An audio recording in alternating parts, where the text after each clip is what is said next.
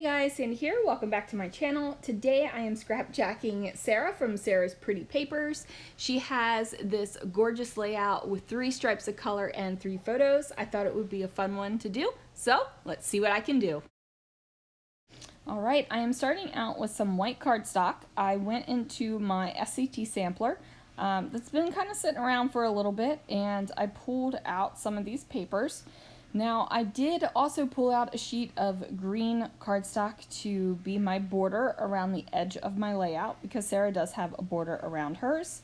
I trim down my photos just ever so slightly so that they can fit on these 4x6 pieces of scrapbook paper.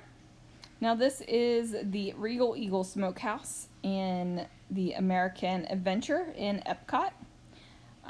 They kind of redid the restaurant, and it is all about barbecue and smokehousing and all that kind of good stuff. And I just loved it. Like, I thought the food was great. I love trying all the different barbecue sauces. So these are not the only photos I took of the place. I took photos of everything.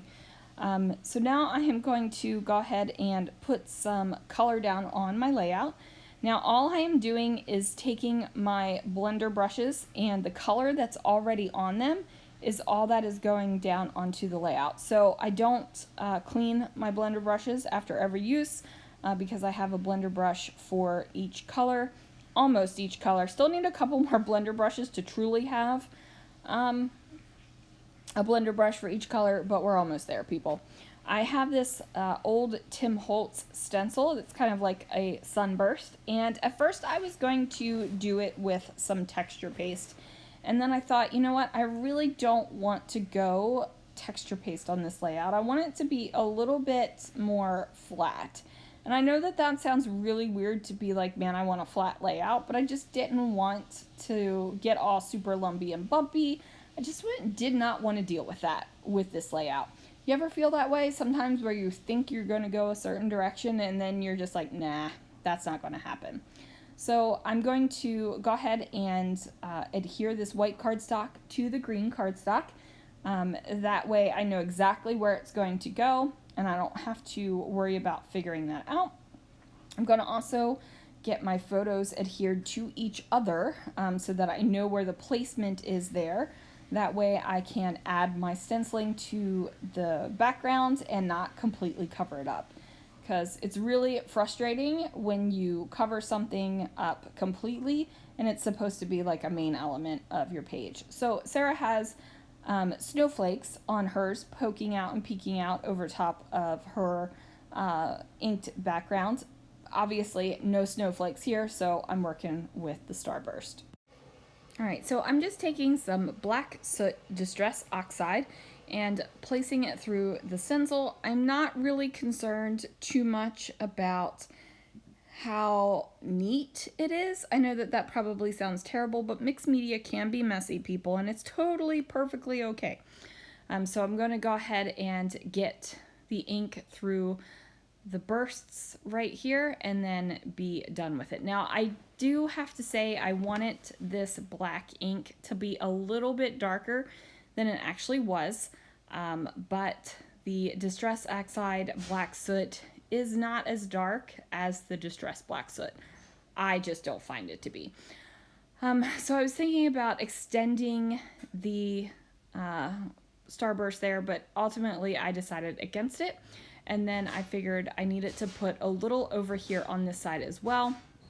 So I'm not going to extend all the way to the edge of the page. It's just going to be that little bit right there. And then, of course, I need to put some down on this last one here as well. So just a little bit of ink. Again, not really putting it all over the place, just kind of giving it that little bit of a peak of the sunburst or starburst or whatever in the world burst we're kind of doing. We're bursting, people. We are bursting. We're bursting for barbecue. So that is going to go down there. I'm going to go ahead and get my adhesive on there and get my photos down. Now see how easy it was when I adhered the photos to each other first, and then I still still decided to change it ever so slightly. I felt like I wanted more of the burst showing through on the right hand side, so I ended up moving it down there as well. So I'm going to go ahead and decorate this page and then be done.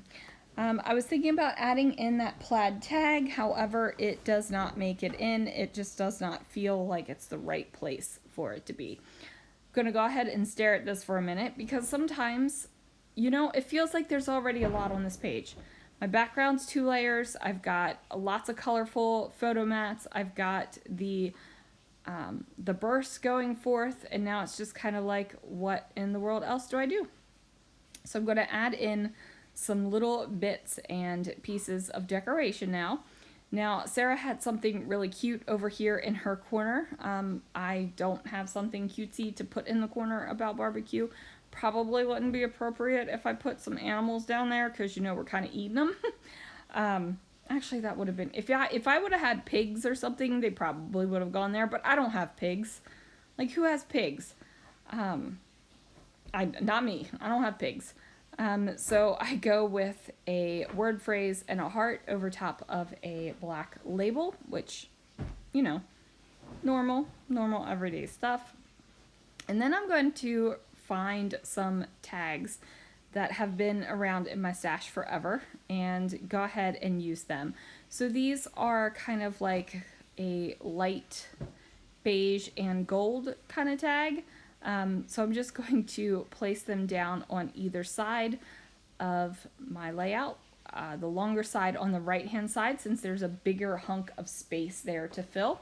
And then, of course, I cannot abide a naked tag hole, so I'm going to go ahead and tie a couple little bows and put those into the tag hole. Now, somebody asked me if a tag hole has to have a bow on it. No, it just can't be naked. So it could have twine, it could just have string tied in it, it could be a sequin, it could be a brad, it could be a flower, it can be anything. I just don't appreciate a naked tag hole, which is funny because if you look in previous albums of mine, it didn't bother me. I have naked tag holes, but for some reason, somehow, somewhere in my journey of scrapbooking, it changed, and now I can't stand naked tag holes. Maybe one day in the future again, I won't even care, and we can have naked tag holes every day. But for right now, not so much. So I'm going to go ahead and put my title down. I was trying to put it over there in the left because I thought it would fit and be really cute. However, it does not. It does not. So it ends up over here on the right-hand side. And now I'm just going to kind of fiddle fart around with a few little things so that I can get this layout finished. So I end up going with these jelly bean soup wood enamel dots basically, and I just go ahead and sprinkle them around the page, and I think that they really actually look pretty awesome on this layout. The wood enamel dot thing, it's not for everyone and it's not for every layout, but I think on this one it kind of looks good. So I go ahead and get that down, and now I'm just going to go in and see what else I can pull out. I'm going into my my Mind's Eye book, or not book, die cuts, and I find this gold heart that I think is perfect because of all the gold that is in the tag. I'm just going to put that heart right next to barbecue.